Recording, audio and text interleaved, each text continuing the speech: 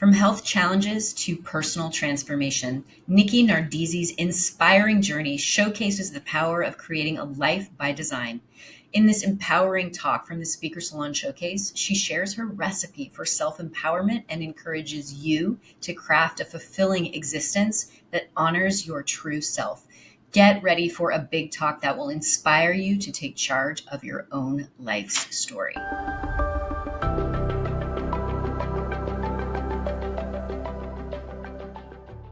When I was 12, I was diagnosed with type 1 diabetes. When I was 23, I became legally blind. At 27, I contracted meningitis. I lost both of my parents by the time I was 34. At 40, I received a kidney and pancreas transplant. And at 43, my husband asked me for a separation. Oh, my love. He said he was miserable, he said I was miserable, and that we couldn't go on living like that. And he was 100% right. You see, my mother told me once that my first full sentence as a little girl was, "I can do it myself." And I did. I taught myself how to tie my own shoelaces. I watched my dad do it. I watched and I learned. And my tiny little fingers got to work on those tiny little laces on my tiny little saddle shoes. And it wasn't those bunny ears. It was a full-on, lace-over, pull-through professional job. I was awesome. So what happens when I couldn't do it myself, or otherwise? It broke me. It crushed the belief I had in myself and my capabilities. You see, when I became legally blind, it was within a matter of 2 weeks. And there was no more driving. That was it. I felt like all my independence was taken away from me. And then when I looked in the mirror, I saw my face in fractional pieces. So my brain had to figure out how to put it together to make a full picture. I'm almost there.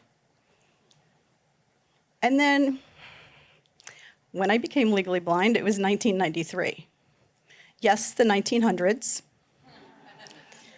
And there was no portable technology accessories to help me read or see or do anything.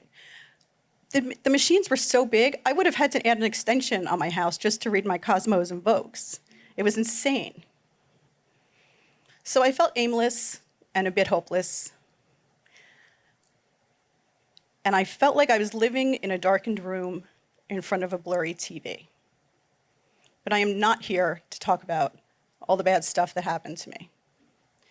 I am here to talk about all the amazing things that have happened for me. And one of those was my husband asking me for a separation. I was left with a choice, a decision to make. I could either stay in my destructive belief system and live my life by default, or as I deemed, defect, or I could choose to honor that little girl and start tying my own shoelaces again, sometimes with help. Well, I can tell you in no uncertain terms that I would not be standing here today if I did not choose that little girl. I had to come up with a recipe for myself to move myself forward and achieve success. And I use the word recipe on purpose because naturally, when you think of self-help, you think of chocolate cake. I know you're all thinking of chocolate cake right now. So I had to come up with the right recipe. And they're similar in the ways that you need the right ingredients, you need the right amount of those ingredients, and they take time to bake. So the ingredients can come together, and they can compound each other and build upon each other. Some of my ingredients included gratitude, which I can't even tell you how much gratitude I've come to have. See, I have a 13-inch scar from my transplant. And instead of it reminding me of a time of sickness or pain or ugliness, it now reminds me of the amazing gift that I received, the gift of life. It changed my perspective on everything. I also started meditating. And it taught me how to stop and settle and focus and to cut out all the noise of all the things that were trying to pull me away from what I wanted and to block it out. I could breathe.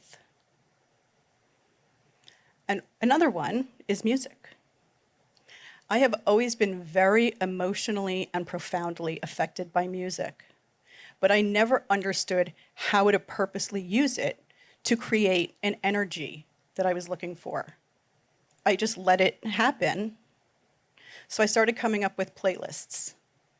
Playlists for joy, love, empowerment, little feeling sexy, feeling silly, feeling anything I wanted to feel before a workout. And I started listening, and it was everywhere. And when you feel that music in your body, and it's in your home, and it is surrounding you, it can be transformative if you let it. So those were some of my choices. And my choices were all made, and still are made, from the love I have for self and the belief I have in myself. I chose to write a memoir. I chose to become a life coach. I chose to get certified in neuroscience. I chose to get up and walk out of that darkened room and away from that blurry TV. I'm just glad technology finally chose to keep up with me. This girl. So I ask you, what are your choices? What's going to be in your chocolate cake? What are your ingredients going to be for your success? Oh, and that guy who asked me for the separation, last week we celebrated our 19th wedding anniversary, and he's here today supporting me.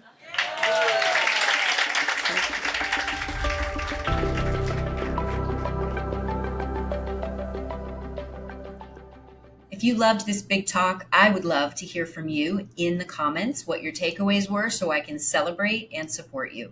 And if you desire to take my big stage in New York City, just like these speakers, I invite you to apply to the Big Talk Academy, my 12-week signature speaker certification program. You can find all of the information that you need at thebigtalkacademy.com. And be sure to hit the subscribe and notification bell so that you are alerted to all of our upcoming videos featuring more big talks, conversations, inspiring to help you take the stages that you desire. Your voice matters, and I also appreciate you for being here. Big love. Mwah.